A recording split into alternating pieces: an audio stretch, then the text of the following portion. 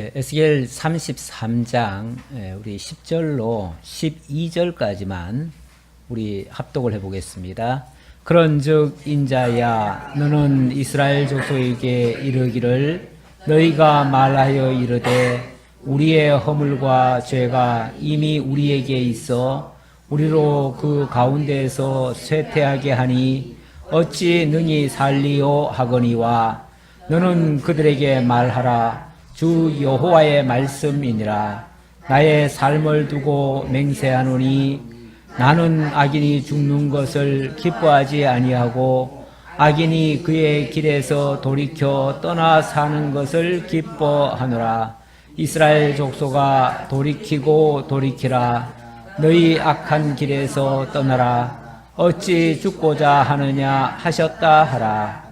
인자야 너는 내 민족에게 이르기를 의인이 범죄하는 날에는 그 공의가 구원하지 못할 것이요 악인이 돌이켜 그 악에서 떠나는 날에는 그 악이 그를 엎드러뜨리지 못할 것인즉 의인이 범죄하는 날에는 그 의로 말미암아 살지 못하리라.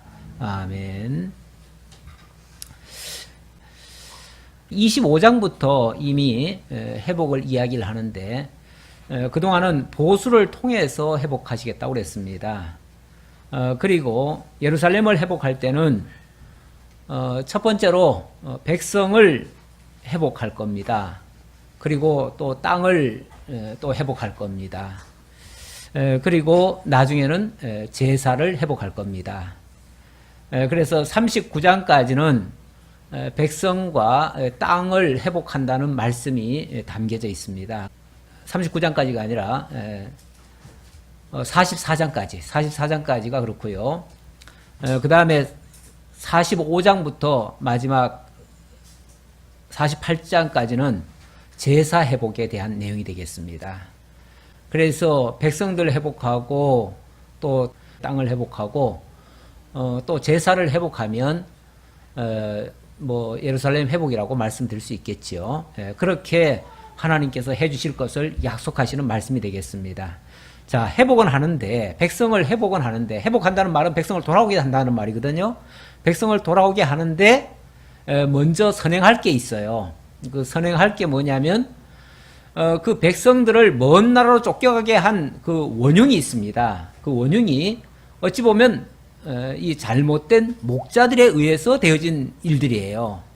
그러다 보니까 그 목자들에 대해서 하나님이 책망을 아니할 수가 없어요. 지금 어떻게 보면 말도 안 되는 일을 지금 당하고 있거든요. 이스라엘 나라 입장에서 봤을 때는 그렇잖아요. 온 국민이 지금 나라는 문을 닫아버리고 백성들은 다 이방 땅에 끌려가가지고 70년 동안 고생하다가 정말 죽을 고생하다가 겨우 돌아오는 거 아니겠어요?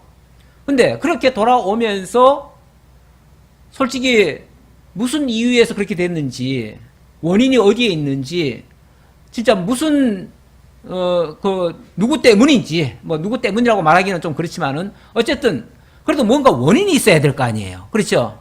그런 거에 대한 그 지적이나 정확한 그 이해가 없이 만약에 무작정 돌아왔다?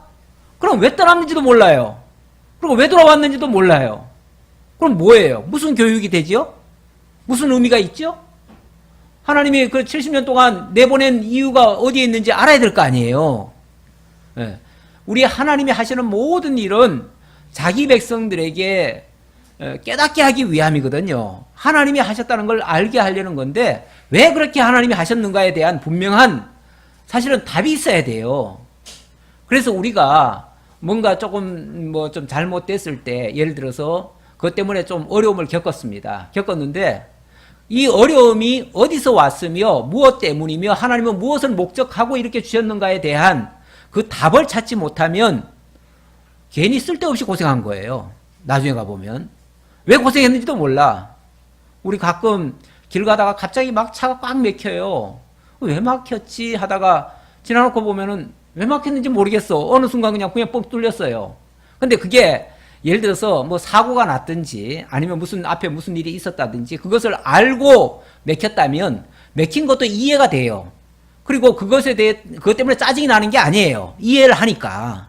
앞에서 예를 들어서 불이 났다. 그래서 그것 때문에 지금 진행을 못 한다. 그러면은 내가 지금 기다리더라도 그게 억울하지 않잖아요. 그렇죠? 근데 아무 이유 없이 원인도 모르고 무작정 괜히 그냥 막 만약에 경찰이 길을 막고 못 가게 한다. 무조건.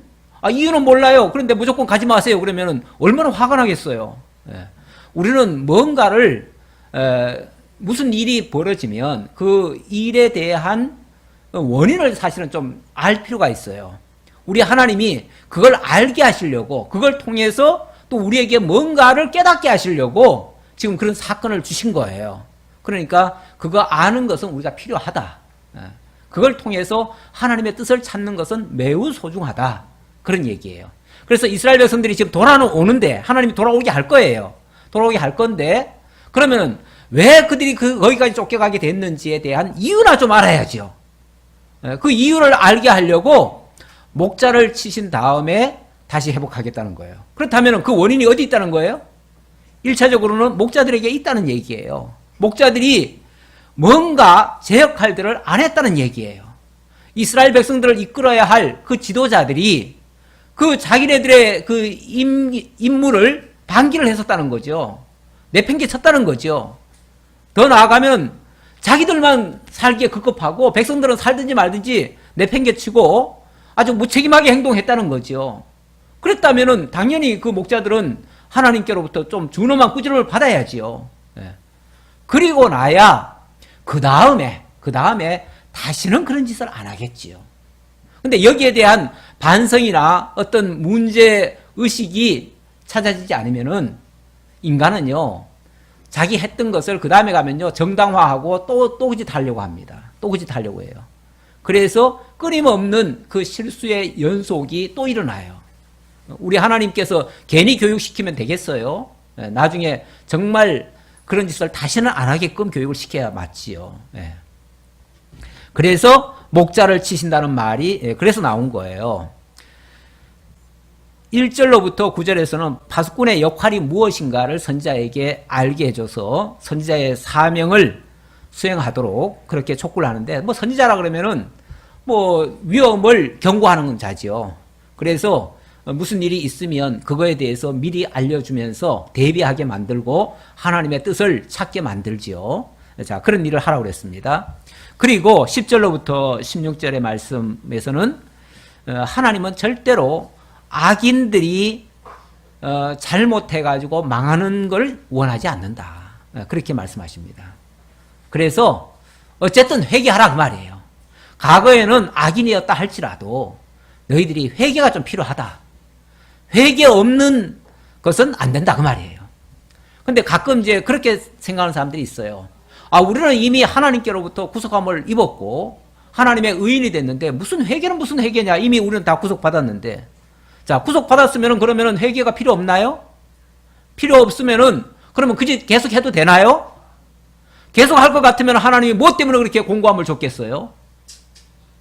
공고함을 줬다는 것은 하나님이 그걸 통해서 뭔가를 깨달으라는 거 아니겠어요?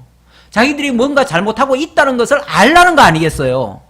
그걸 해결하는 게 달리 생각하지 말고 자기네들이 어떤 존재인지 얼마나 연약하며 얼마나 부족하며 얼마나 잘못하고 있으며 그걸 깨우치라는 거예요. 그런 건 당연히 깨우쳐야지요. 물론 이것 때문에 뭐 지옥 간다 이걸 얘기하려는 게 아니에요.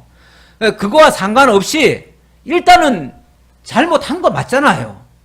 잘못했으면 죄인인 줄 알아야지요. 죄인인 줄 알아야 하나님이 은혜를 주셨을 때에 정말 나 같은 죄인이 이런 은혜를 받을 수 있나 해가지고 하나님 앞에 송구하기도 하고 그 송구함이 오히려 하나님의 크신 은혜로 다가오지요. 그래서 하나님 앞에 더 감사하려면 당연히 자기가 죄인인 줄 알아야지요. 그런데 때때로 사람들이 뻔뻔한 경우가 있어요. 하나님이 우리 죄를 용서해 주셨는데 누가 우리를 정죄하냐고 그러면서 나는 이제 하나님께로부터 용서함 받았으니까 아무도 나 건드리지 말라고.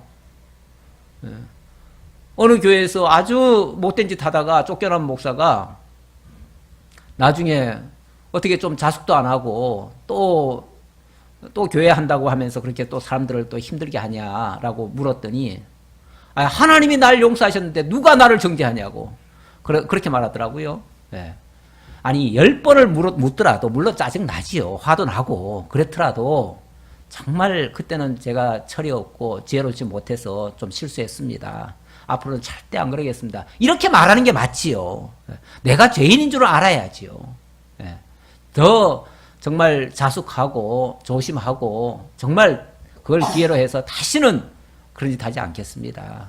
제가 살면서 내가 갚을 방법이 있다면 100번이라도 내가 갚겠습니다. 그렇게 하는 게 맞지요.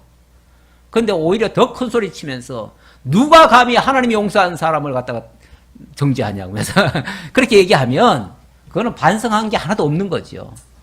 회개하지 않는 자는 우리 하나님도 기뻐하실 수가 없어요. 하나님이 용서했다는 증거가 어디 있어요? 하나님이 용서했다고 하는 증거라면은 하나님께로부터 용서함을 받았다고 하는 증거라면은 정말 내가 죄인인 줄 아는 거예요. 죄인인 줄 알 때 진짜 용서함 받았다고 하는 저 사람은 진짜 용서함 받았구나. 왜냐하면 고개를 못 쳐들어요. 나는 죄인으로서이다 하고 살아요. 정말 자숙하고 말도 조심하고 이전에는 정말 보이지 않던 그런 모습으로 살아가요.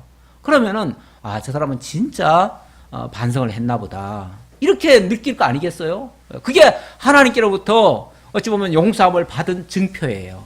증표인데 그렇게 하지 않는 것은 용서 못 받았다고 하는 아직까지 용서 정말 하나님께로부터 용서를 받았는지 안 받았는지 우리는 인간은 알 수가 없어요. 알 수가 없기 때문에 그렇게 다 받았다라고 그래서 더 이상 언급할 필요도 없다 이렇게 말할 수는 없다 그 말이죠. 우리 하나님께서도 내가 너희들 용서를 한다. 하지만 이 모든 죄의 어찌 보면 시발점이 되었던 그 목자들에게 대해서는 내가 좀 치겠다. 친다는 표현은 완전히 제거한다 그런 의미는 아니고요. 그들 좀 혼내주겠다 그 얘기예요. 그들이 잘못했다는 걸 내가 알려주겠다 그런 얘기예요. 그래서 치신다는 말이 나와요. 그래서 고칠 건 고치고 회개할 건 회개하고 그리고 회복해주겠다 그 얘기죠. 우리 복음주의 계열의 이 성도들 중에는 우리가 너무 구원관이 확실해가지고 우리는 구원받았고 우리는 의롭게 됐기 때문에 회개라는 거는 이제 더 이상 우리한테 해당되는 얘기가 아니다라고 하면서 도무지 회개를 안 하려고 하는 사람들이 있어요. 회개라는 용어를 하면은 경기를 해요. 우리가 주님이 다 용서해 줬는데 무슨 또 회개를 얘기하냐고 그러면서 경기하는 사람들이 있어요. 그런데 회개는 죽을 때까지 하는 거예요. 계속 하는 거예요. 왜냐하면 우리는 죽을 때까지 죄인이에요. 주님 앞에 가는 그날까지 우리는 죄인이에요. 죄인인데 하나님이 의롭다라고 칭해준 거지 우리가 의인이 아니에요. 의인으로 칭해준 거예요. 그리스도 안에서 하나님이 의롭게 봐주는 거지. 그렇잖아요? 봐주는 거지 무슨 우리가 뻔뻔한스럽게 고개를 쳐들고 나는 의인인데 하고 그럴 수가 있어요. 우리는 그렇게 말하면 절대로 하나님의 은혜를 만홀히 여기는 꼴이 되는 거예요. 자, 다시 본문 봅시다. 그래서 하나님은 회개를 원하신다라는 말씀을 드리면서 그런즉 인자야 너는 이스라엘 족속에게 이르기를 너희가 말하여 이르되 우리의 허물과 죄가 이미 우리에게 있어 우리로 그 가운데서 쇠퇴하게 하니 어찌 능히 살리오 하거니와 너는 그들에게 말하라 주 여호와의 말씀이니라 나의 삶을 두고 맹세하노니 나는 악인이 죽는 것을 기뻐하지 아니하고 악인이 그의 길에서 돌이켜 떠나 사는 것을 기뻐하노라. 이건 회개하기를 원한다 그 얘기예요. 나는 누구라도 망하기를 원하는 건 아니다. 다만 좀 잘못했으면 최소한 자기가 잘못한 줄은 알고 하나님 앞에 겸손히 무릎 꿇고 회개하기를 원한다 그 얘기예요. 그러면서 12절입니다. 인자야 너는 내 민족에게 이르기를 의인이 범죄하는 날에는 그 공의가 구원하지 못할 것이요 악인이 돌이켜 그 악에서 떠나는 날에는 그 악이 그를 엎드러뜨리지 못할 것인즉 의인이 범죄하는 날에는 그 의로 말미암아 살지 못하리라. 가령 내가 의인에게 말하기를 너는 살리라 하였다 하자 그가 그 공의를 스스로 믿고 그러니까 자기는 의롭다라고 스스로 자칭 의인이다라고 말하고 그 말이죠. 스스로 믿고 죄악을 행하면, 여전히 그 죄악 속에 머물러 있다면 그 모든 의로운 행위가 하나도 기억되지 아니하리니 그가 그 지은 죄악으로 말미암아 곧 그 안에서 죽으리라. 아니, 자기는 의롭다고 말하지만 진짜 의인인지 아닌지는 솔직히 누가 알아요? 하나님만 아실 일인데 자기 스스로 의롭다고 하니 과연 하나님도 인정하겠느냐? 물론 하나님이 진짜 의롭다고 했으면 우리가 할 말은 없어요. 그러나 하나님이 의롭다고 했는지 안 했는지는 알 수가 없어요. 그래서 그가 나타내는 모습을 통해서 아, 저 사람이 진짜 회개했구나 라는 것을 우리는 판단할 수밖에 없어요. 가령 14절 내가 악인에게 말하기를 너는 죽으리라 하였다 하자 그가 돌이켜 자기의 죄에서 떠나서 정의와 공의로 행하며 저당물을 도로 주며 강탈한 물건을 돌려보내고 생명의 윤례를 지켜 행하여 죄악을 범하지 아니하면 그가 반드시 살고 죽지 아니할지라. 그가 본래 범한 모든 죄가 기억되지 아니하리니 그가 반드시 살리라. 이는 정의와 공의를 행하였음이라 하라. 요거는 이제 그 반대로 얘기한 거예요. 어떤 사람은 정말 죄인인 줄 알았는데 하는 걸 보니까 정말 하나님 앞에서 겸손하게 회개하고 바뀐 모습을 보이고 있어요. 분명히 저 사람은 정말 악인이었는데 그런데 어느 날 보니까 정말 믿는 사람답게 행동을 하더라 그 말이에요. 그렇다면 과거에는 물론 그가 하나님을 안 믿었으니까 악인인 줄 알았어요. 다시 말하면 택한 백성이 아닌 줄 알았어요. 그런데 가만히 보니까 그 사람이 하나님을 두려워할 줄 알아요. 그리고 정말 하나님 앞에서 자기가 죄인인 줄 알아요. 그리고 뉘우치고 반성하고 그리고 정말 하나님의 백성들답게 행동을 하고 있어요. 그러면 그 사람이 용서받을 수 있는 거죠. 그리고 알고 보면 그 사람이 원래 불택자가 아니었고 처음에는 불택자처럼 행동을 했지만 나중에 알고 보니까 하나님이 택했던 백성이었던 거죠. 알고 보니까. 그러니까 이런 말씀을 가지고 봐라 불택자들도 내가 예수를 믿으면 구원받고 택한 백성이라도 내가 예수를 안 믿으면 지옥 간다. 이런 논리로 해석하면 안 돼요. 왜냐하면 이 말씀 자체는 저 안 믿는 세계에서 보편적으로 일반인들에게 하는 말씀이 아니에요. 이거는 누구한테 하는 말이에요? 전부 다 하나님의 택한 백성들 이스라엘을 두고 하는 말이에요. 이스라엘 두고 하는 말이니까 기본 전제는 모두가 다 믿는다라고 인정을 한 거예요. 무조건 처음에는 다 이스라엘 민족적으로 일단은 선택받은 사람들이잖아요. 그러니까 다 선택받았다고 치고 다만 그들 속에서 진심으로 회개하고 뉘우친다면 표면적으로는 아니었어도 실제로는 그 사람이 택한 백성이었던 거죠. 알고 보면. 그러니까 이거는 전적으로 하나님의 백성들 중에서 지금 하는 말이기 때문에 저 알미니안주의가 여기서 지금 나오면 안 돼요. 여기 지금 알미니안주의를 지금 정당화하는 말이 아니에요. 근데 알미니안주의자들은 꼭 이 말씀을 가지고 예를 들면은 정당화를 해요.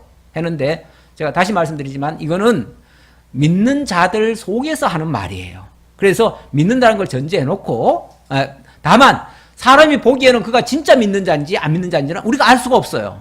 그래서 우리가 판단할 수 있는 최종적인 것은 그가 진정으로 나타내는 그 결과를 가지고 얘기할 수밖에 없어요. 17절입니다. 17절로부터 20절의 말씀은 여호와의 심판은 정의와 공의로 하실 것을 약속하시는 말씀입니다. 그래도 내 민족은 말하기를 주의 길이 바르지 아니하다 하는도다. 그러나 실상은 그들의 길이 바르지 아니하니라. 사람들은 자기들 생각대로 안 되면 뭐가 잘못됐다고 생각해요. 항상 기준은 누구죠? 자기예요. 그러니까 자기한테 안 맞으면 저거 틀렸다. 심지어는 하나님이 하시는 일도 자기가 생각할 때 뭔가 좀 마땅치 않아 보여. 그러면 하나님이 이건 잘못하시는 거야. 이렇게도 말할 수가 있어요.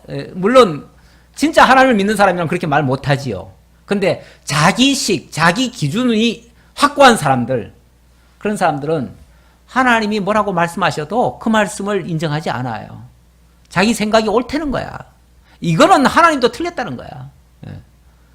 그렇게 말하면은 그러면서 주의 길이 바르지 아니하다라고 하지만 어떻게 하나님이 틀리시겠어요. 당연히 하나님이 맞으시고 자기가 틀린 거죠.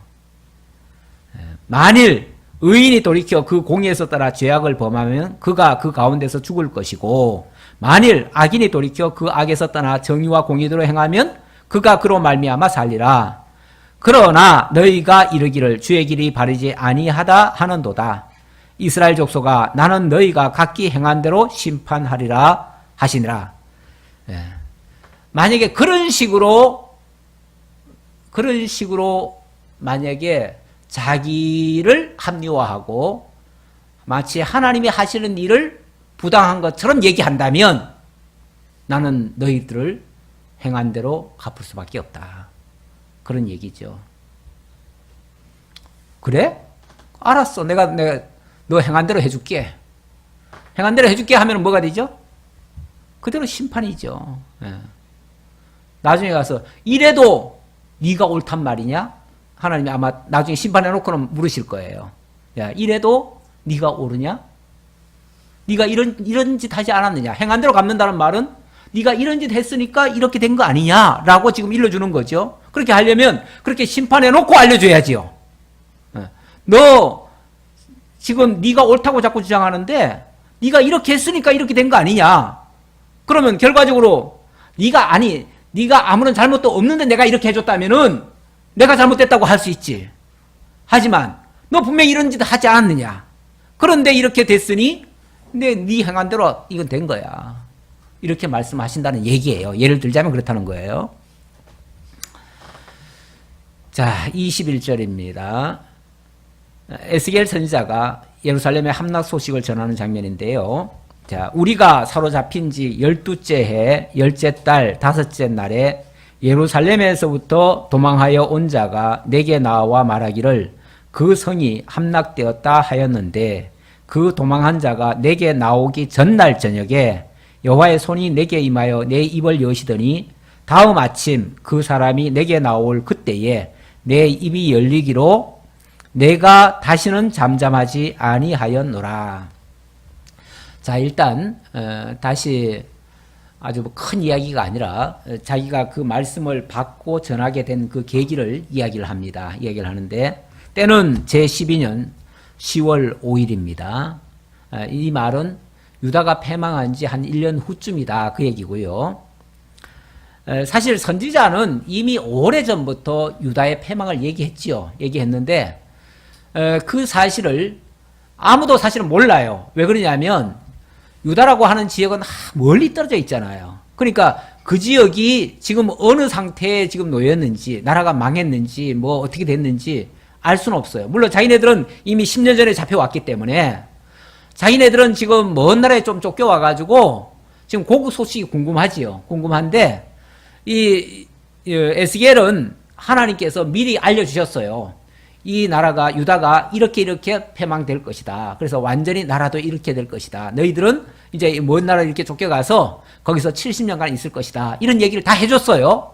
해줬기 때문에 에스겔은 그 사실을 미리 백성들에게 선포를 했습니다. 안 한 게 아니에요. 했는데 하기는 했지만 누가 믿어요? 아무도 안 믿지요. 그러니까 그 말씀이 진짜 그렇게 될는지는 아무도 모르고 있어요. 그러는 와중에 그 전날만 해도 하나님께서 내일 쉽게 말하면 이 사실을 알려줄 사람이 올 거다 이런 식으로 다 알려줬어요. 그래가지고 그 얘기까지 에스겔이 다 얘기했대요. 했는데 아니나 다를까 예루살렘에서 한 사람이 온 거예요. 와가지고 예루살렘이 완전히 망했습니다. 그 얘기를 하는 거예요. 그러니까 에스겔이 그 말을 했는데 에스겔은 미리 이제 하나님께로부터 예고를 받아가지고 미리 선포를 했는데 나중에 이제 거기서 온 사람이 그 사실을 확증해 준 거죠.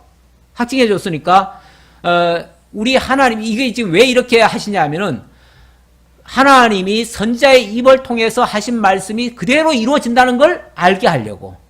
그래서 하나님은 말씀하시고 말씀대로 이루시는 여호와이심을 알게 하려니까 미리 선지자들에게 알게 해주고 선지자들의 입으로 외치게 해놓고 그리고 그런 상황에서 회개할 자는 회개하게 만들고 물론 또 악한 자들은 그런 말을 고지 안 들을 거예요. 고지 안 듣고 이 미친놈이 무슨 소리를 하느냐 하고서 아마 다 묵살을 해볼 거예요. 그리고 선자들을 오히려 죽이려고 덤벼들겠죠. 우리나라 망한다고 지금 네가 뭐 고사 지내냐 이런 식으로 이제 협박을 하고 그러겠죠.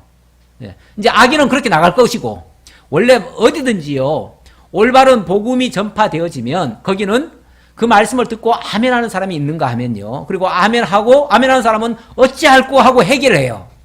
그런데 그 말씀을 듣기 싫어하는 자는요. 그 말씀을 듣는 순간 막 이 붕괴가 일어나요. 막 반감이 생겨요. 그래서 그 말씀을 정면으로 틀렸다라고 이렇게 공격을 하든지 아니면 안 들어버리든지 자기 생각을 주장하든지 이럴 수가 있어요. 그래서 이 복음이라고 하는 게 선포되는 순간부터 의와 악을 갈라요. 이게 가르는 역사가 일어나요. 예. 항상 그렇습니다. 항상. 예. 그래서 말씀을 내가 아무리 똑바로 바르게 잘 전했어도 모든 사람이 아멘하고 모든 사람이 은혜 받았다고 기뻐하고 그러지 않아요. 예. 오히려 반은 좋아하고 반은 싫어할 수도 있어요. 예. 뭐 전하는 사람 입장에서는 그걸 각오하고 전해요. 어차피. 왜냐하면 이 복음이라고 하는 특성이 그러니까 의뢰이 그러리라 생각하고 그래도 옳은 거라면 전해야 된다라는 그 사명감에서 그냥 전하는 거죠. 다 듣고 막 다 좋아하라고 전하는 건 절대 아니에요. 에스겔도 아마 그런 심정으로 전했을 거예요. 그런 심정으로 전했는데 전하다 보니 사실 뭐 들어주는 사람도 있지만은 거부하는 사람이 더 많을 수 있어요. 근데 어쨌든 그 다음 날이면 판명이 나지요. 그렇죠? 그 다음 날이면 증거가 나타날 거 아니에요. 그래서 하나님이 그 예루살렘 망한 사실을 본 사람이 쫓아온 거예요. 달려와가지고 그 사실을 알려준 거예요. 그래서 이 말씀대로 이루어졌다는 것을 알게 하고 그래서 하나님이 친히 선자들을 붙들고 당신의 말씀을 선포하고 그대로 이루신다는 것을 깨닫게 한 겁니다. 그래서 너희는 선지자의 말을 들으라 그런 뜻이에요. 선지자의 말을 들으라. 선지자가 옳은 말을 하니까 너희들 듣기 싫어도 들어야 된다. 그게 의인이고 그 말씀을 듣고 회개하는 자가 진짜 의인이지 듣고 거부감을 나타내는 것은 의인이 아니다. 지금 그 얘기를 계속하는 겁니다. 자, 23절부터 우리 한번 조금 또 교독해 볼까요? 여호와의 말씀이 내게 임하여 이르시되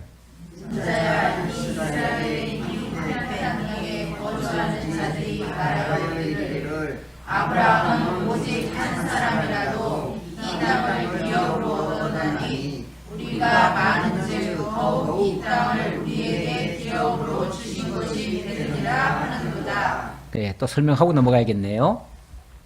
자, 하나님이 무슨 말씀을 하시냐면, 자, 이스라엘의 이 황폐한 땅에 거주하는 자들이 말하여 이르기를 아브라함은 오직 한 사람이라도 이 땅을 기업으로 얻었나니 우리가 많은즉 우리는 더 많은 땅을 얻을 것이다.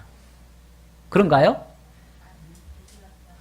아브라함은 한 사람인데 한 사람이 가나안 땅을 얻었어요. 그러면 우리는 1000사람, 10,000사람이 넘잖아요. 60만 대군에다가 뭐 몇백만이 되잖아요. 몇백만이 되면은 그 몇백만이 곱하기 또 몇백만으로 하나요? 그렇게 되는 게 아니죠. 오히려 정반대죠. 하나님은 아브라함 한 사람을 통해서 한 나라를 세워줬어요. 그럴 수 있지요? 그렇게 했지요? 했는데 또 반대로 하나님은 뭐까지 하실 수 있냐면은 한 나라가 다 망하고 아브라함 한 사람만 남게도 할 수 있어요. 거꾸로.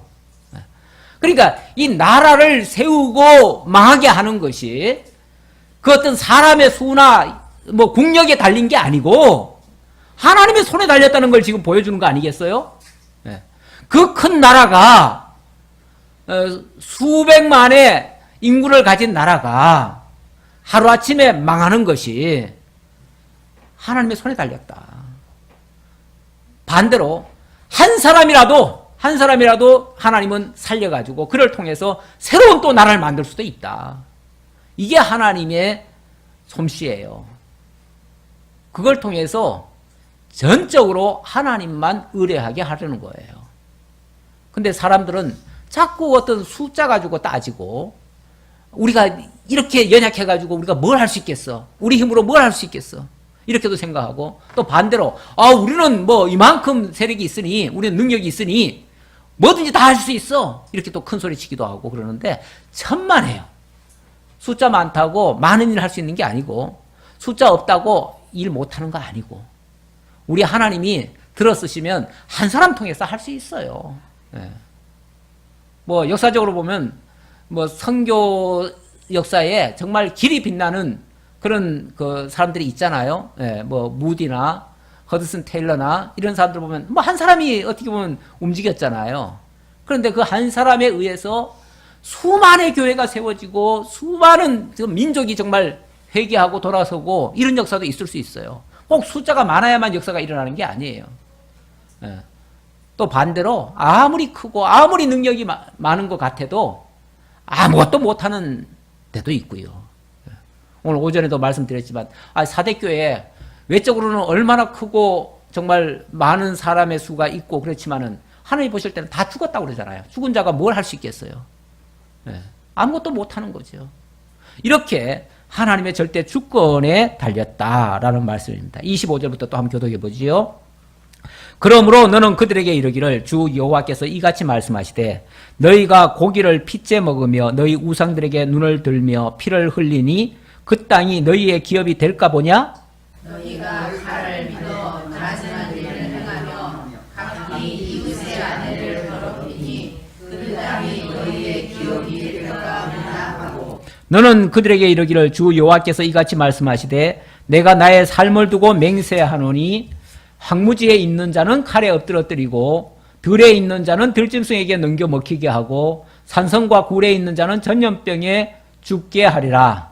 내가 그 땅이 황무지와 홍고의 대상이 되게 하고 그 권능의 교만을 비치게 하리니 이스라엘의 산들이 황폐하여 지나가는 사람이 없으리라. 예, 여기 그 권능의 교만을 그치게 하겠다 이렇게 말하네요. 그 권능의 이스라엘의 아주 큰 잘못이라면은 그 중에 교만이라는 게 있습니다. 자기네들은 하나님의 아주 택한 선민이고 그런 어떤 자긍심, 자기네들만 최고라고 하는 그런 우월의식, 그래서 남들은 깔보고 무시하고 자기들은 잘난 것처럼 자기네들만 하나님을 독점한 것처럼 이런 어떤 교만함이 있습니다. 가끔 말씀을 많이 배우신 분들도 그런 함정에 빠질 수가 있어요. 우리가 세상의 모든 것을 다 알고 우리만큼 아는 자가 없고 그러니까 우리가 제일 우월하고 이렇게 또 생각할 경우도 있을 수가 있어요. 그래서 이 지식이 정말 하나님에 대한 올바른 깨달음으로 나아가지 않는다면 이 지식은 교만하게 하며 이런 말씀 있죠. 우리를 교만하게 해가지고 스스로 자멸에 빠질 수도 있어요. 교만한 자는 결코 겸손할 수가 없어요. 겸손하지 않으면 하나님 앞에도 무릎을 안 꿇어요. 하나님 앞에 무릎을 안 꿇으면 결국 자기가 하나님 노릇을 해요. 그렇게 되어서 결국은 파멸로 갈 수가 있어요. 우리는 정말 내 자신이 어떤 존재인가를 뼈저리게 느껴야 돼요. 그리고 하나님이 어떤 분이신가를 제대로 알아야 되고요. 그래서 웨스트민스터 신앙 고백에 보면 우리가 하나님을 바로 알기 위해서는 하나님을 똑바로 알아야 된다. 근데 하나님을 똑바로 알려면 내가 누군지를 제대로 알아야 된다. 그렇게 얘기를 해요.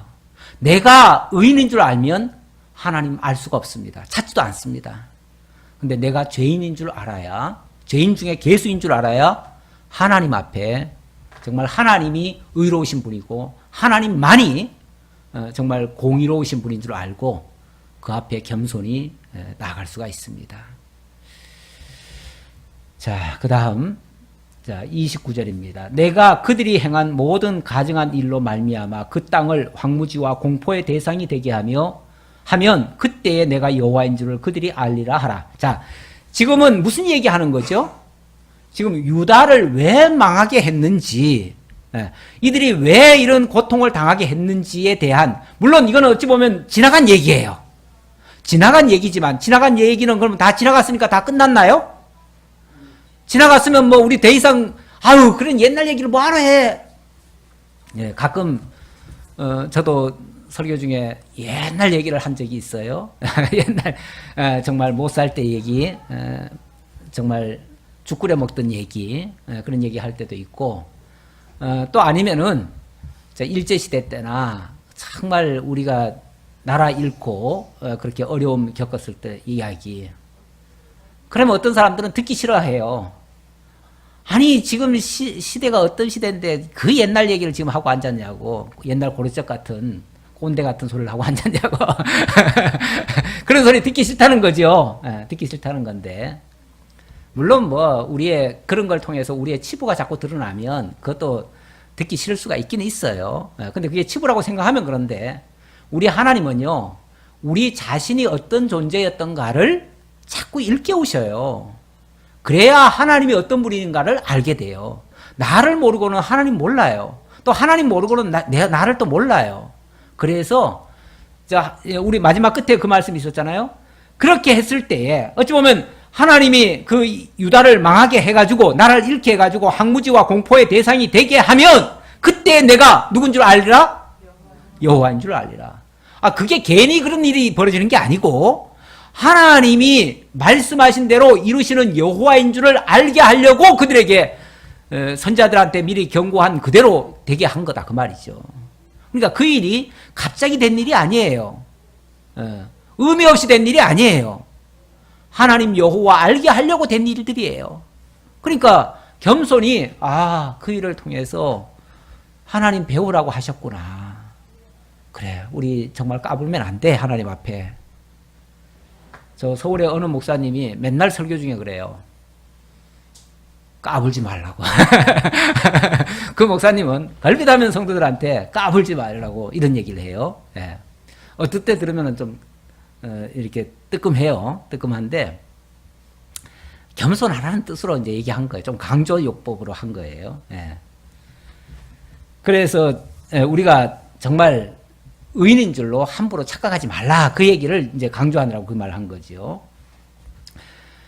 인자야 내 민족이 담 곁에서와 집 문에서 너에 대하여 말하며 각각 그 형제와 더불어 말하여 이르기를 자 가서 여호와께로부터 무슨 말씀이 나오는가 들어보자 하고 백성이 모이는 것 같이 내게 나오며 내 백성처럼 내 앞에서 앉아서 내 말을 들으나 그대로 행하지 아니하니 이는 그 입으로는 사랑을 나타내어도 마음으로는 이익을 따름이라. 마음으로는 이익을 따름이라. 사람들이 왜 자기를 낮추지 못할까? 왜 죄인임을 고백하지 않을까? 왜 겸손하게 하지 않을까? 그렇게 하면 손해나는 줄 알고, 그렇게 하면 바보 되는 줄 알고, 그렇기 때문에는 자기가 피해자가 되는 줄 알고, 그러는 거예요. 그러는 건데, 그래서 말을 들으면서도 그대로 행하지 않는다. 그래서 입으로는 사랑을 나타내도 마음으로는 이익을 따른다. 절대 자기 양보는 안 한다는 거죠. 자기 생각은 안 바꾼다는 거죠. 사람이요, 의외로 이익 앞에는 되게 약합니다. 우리가 말은 뭐든지 다 할 수 있어요. 말은 저 하늘의 별도 따다 줄 수 있어요. 그런데 당장 손해나는 거는 호주머니도 안 열려고 그래요. 그렇잖아요. 손해나는 일은 안 하려고 하는 게 우리들의 다 본성이에요. 그만큼 하나님 앞에서도 자기 욕심은 그대로 지키려고 하는, 하나님은 그거 빼려고, 그 욕심 빼고 그 자기 생각 거두고 하나님 앞에서 굴복시키려고 하나님은 어찌 보면 좀 압박을 하시는 건데, 나는 절대 이것만은 나는 안 하겠다, 이런 생각을 가진다는 거죠. 그들은 내가 고운 음성으로 사랑의 노래를 하며 음악을 잘하는 자같이 여겼나니 내 말을 듣고도 행하지 아니하거니와 그 말이 응하리니 응할 때에는 그들이 한 선지자가 자기 가운데 있었음을 알리라. 그들은 네가 고운 음성으로 사랑의 노래를 하며 음악을 잘하는 자같이 여겼다. 어찌 보면 선지자들이 하는 말을 마치 무슨 자기네들 위로나 하고 자기네들 듣기 좋은 소리나 하는 것처럼 그렇게 들었다. 그런 얘기죠. 무슨 위로하려고나 하는 것처럼 그렇게 받아들였다. 근데 그렇게 받아들이면은 고칠까요? 절대 안 고치죠. 하나도 반성도 없지요. 때로는 그래서 선지자가 사실은 너무 막 이렇게 떠받들리고요, 존경받고 너무 이렇게 막 추앙받는 거, 이거 사실 옳은 거 아니에요. 만약에 추앙을 받는다, 막 존경을 받는다, 그래서 막 드높여진다, 왜 그러겠어요? 자기들 입맛에 맞는 소리만 했으니까 그러겠죠. 너무 좋은 말씀을 하시니까, 저분은 너무 좋은 말씀을 하셔, 그래서 너무 좋으신 분이야, 이렇게 얘기할 거 아니에요. 그런데 맨날 어디 막 찔리게 얘기를 해요. 어디가 좀 아파요. 말씀만 듣고 나면 막 어찌할 거가 나와, 어찌할 거가. 이러면은 들을 때는 뭐 듣겠지만 어쩔 수 없이 그 다음에 다시 들으라고 하면 뭔가 주저하게 되죠. 우리가 침 맞을 때도요, 침 맞으면 분명히 좋아진다는 건 알아요. 그래서 어쩔 수 없이 아프면은 마지못해 침을 맞아요. 근데 그 다음에 또 맞으려고 하면 어때요? 몸이 말을 안 들어. 발걸음이 움직이질 않아. 그쪽으로 안 가려고 해요. 싫어지는 거예요. 이게 우리들의 어찌 보면 본성 같은 거예요.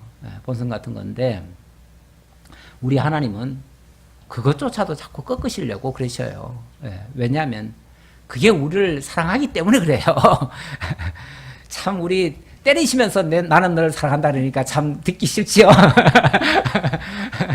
진짜 사랑하는 사탕을 주면서 사랑한다 그러면 괜찮은데, 때리시면서 사랑한다 그러니까 참 싫을 수 있어요. 싫을 수 있는데, 자관 우리 하나님은 그러십니다. 그러면서 뭐라고 그러냐면 마지막이 그 말이 응하리니, 응할 때에는 그들이 한 선지자가 자기 가운데 있었음을 알리라. 자, 그러니까 선지자가 한 말이 좋은 말이겠어요? 듣기 싫은 말이었겠어요? 솔직히 듣기 싫은 말이었죠. 듣기 싫은 말이었지만 그 말이 응함으로써 하나님이 이 선자를 세우셨고 그 선자를 통해서 이 역사를 이루시고 가신다는 사실은 알게 될 것이죠. 그 역사가 이루어졌을 때. 그래서 하나님이 그 선자와 함께 있고, 그리고 하나님은 그 선자의 말대로, 선자의 예언대로 이루시는 여호와라는 사실을 알게 하신다. 그래서 선지자도 하나님의 선지자임을 확증해주고, 또 선지자의 말은 곧 하나님이 여호와 되심을 증거하는 그런 증거물이 된다, 그런 얘기죠. 우리 하나님이 그거 가르쳐 주려고 이런 역사를 하신다는 거예요. 자, 34장부터는 1절로 6절에서 보니까 자기들만 먹이고 있는 목자들을 향해서 좀 책망하는 장면입니다. 조금만 한번 또 교독해 보지요. 여호와의 말씀이 내게 임하여 이르시되, 인자야, 너는 이스라엘 목자들에게 예언하라. 그들 목자들에게 예언하여 이르기를, 주 여호와께서 이같이 말씀하시되, 자기만 먹는 이스라엘 목자들은 화 있을지도 목자들이 양떼를 먹이는 것이 마땅하지 아니하다. 네, 자기만 먹는 이스라엘 목자들, 이렇게 얘기하네요. 하나님이 이스라엘의 지도자들을 세운 것은 그들 자신을 먹이라고 하는 게 아니고 하나님의 백성들 먹이라는 거죠. 하나님의 백성들 이끌고 푸른 초장으로 인도해서 그들에게 하나님의 생명의 양식의 꼴을 날마다 풍성히 먹이라는 거죠. 그런데 어떤 목자들은 자기 먹는 데만 급급하고 있어요. 자기만 좋은 동산, 제일 좋은 데 가가지고 자기만 먹고 있어, 자기만. 그리고 백성들은 먹든지 말든지, 뭐 심지어는 저 이리와 사자가 와서 잡아가든지 말든지 자기는 그쪽을 쳐다보도 안 봐. 신경도 안 써요. 그리고 그냥 자기 먹는 데만 급급하고 있어요. 그러면 그러면 어떻게 되는 거예요? 화를 당할 수밖에 없다는 얘기예요. 그런 자들이 그래서 화 있을진저 목자들이 양떼를 먹이는 것이 마땅치 아니하냐. 너희들이 지금 무슨 일을 해야 되는데 지금 너희들이 양떼들 먹여야 되는데 왜 네가 먹고 앉았냐 이 말이죠. 왜 네 혼자만 먹고 앉았냐. 물론 뭐 목자도 먹어야 양들을 좀 돌볼 수도 있지요. 힘을 내서. 그래서 목자가 먹는 그 자체가 잘못됐다는 게 아니라 왜 자기가 먼저 먹기를 탐하고 양떼들은 돌보지 않느냐 그 말이죠. 네. 자기가 먹더라도 양들을 먹이기 위해서 먹어야지 자기를 목적으로 해가지고 자기만 유익을 얻겠다고 하는 것은 매우 잘못된 것이다. 그런데 정말 하나님의 그런 어떤 하나님의 종의 개념, 종의 의식이 없는 사람들도 있을 수가 있습니다. 그런 사람들은 양들조차도 하나님의 양이라고 생각하는 게 아니라 자기 양인 줄로 착각을 해요. 자기 양인 줄로 착각하면 심지어는 그 양을 잡아먹으려고까지 해. 심지어는 이건 좀 표현이 과격한데 근데 성경이 그렇게 표현을 하니까 제가 그렇게 말을 안 할 수가 없습니다. 3절 볼까요? 너희가 살찐 양을 잡아 그 기름을 먹으며 그 털을 입되 양떼는 먹이지 아니하는도다. 너희가 그 연약한 자를 강하게 아니하며 병든 자를 고치지 아니하며 상한 자를 싸매주지 아니하며 쫓기는 자를 돌아오게 하지 아니하며 잃어버린 자를 찾지 아니하고 다만 포악으로 그것들을 다스려도다. 포악으로 다스릴 줄만 알았다. 물론 뭐 목자의 손에는 막대기와 채찍 같은 게 들려 있어요, 항상. 그래서 왜냐하면 양들이 자꾸 다른 길로 가거든요. 다른 길로 가면 그쪽으로 가지 말라고 거기서 이렇게 방향을 돌이키게 하려고 때로는 막대기로 이렇게 해요. 막대기를 치는 게 아니라 막대기로 거두는 거죠. 걷어가지고 정말 올바른 길로 가도록 하기 위해서 그렇게 하기는 합니다. 그거는 올바른 길로 가게 하기 위한 수단으로서 그렇게 하는 거지. 무슨 뭐 폭정을 하라는 게 아니에요. 심지어는 아까 3절에 너희가 살찐 양을 잡아 그 기름을 먹으며 그 털을 입되 양떼는 먹이지도 않는다. 한마디로 자기 양이라고 생각을 해가지고 자기가 먹고 싶으면 잡아 먹어버리고 또 베껴가지고 자기 옷을 해입고 자기 하고 싶은 대로 다 해버렸다 그런 얘기죠. 실제로 참 하나님의 종들이 종의 그 본분을 잃어버리고 자기가 마치 하나님의 대리자인 양 그렇게 성도들을 좀 뭐라고 할까요? 이용을 하는 거죠. 이용을. 결국 성도들을 통해서 자기 유익만 추구하는 그런 경우가 있을 수 있었는데 바로 이스라엘 지도자들이 그런 일들을 했었다 그 말이죠. 이건 물론 과거에 그런 일이 했었다는 걸 지금 지적하면서 그걸 지금 책망하기 위해 지금 하시는 말씀이죠. 그들이 제대로 했는데 왜 나라가 망했겠어요? 그들이 정말 백성들을 잘 가르쳤는데 왜 백성들이 말 안 들었겠어요? 이용만 하려고 했으니까 이용하는 자들 밑에 있는 목자들도 이용만 하려고 덤비겠죠. 어찌 보면 다 거기서 그런 모습일 수 있어요. 목자가 없으므로 그것들이 흩어져서 모든 들짐승의 밥이 되었도다. 시작. 내 양떼가 모든 산과 높은 매부리에 마다 유리되었고 내 양떼가 온 지면에 흩어졌으되 찾고 찾는 자가 없었도다.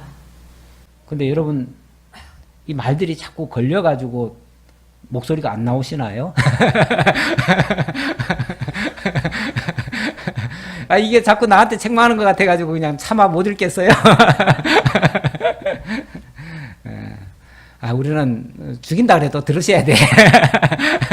우리 하나님이 그냥 사망에 처하게 하신다고 해도 아멘 주님의 말씀이 옳으니이다 그래야 돼요.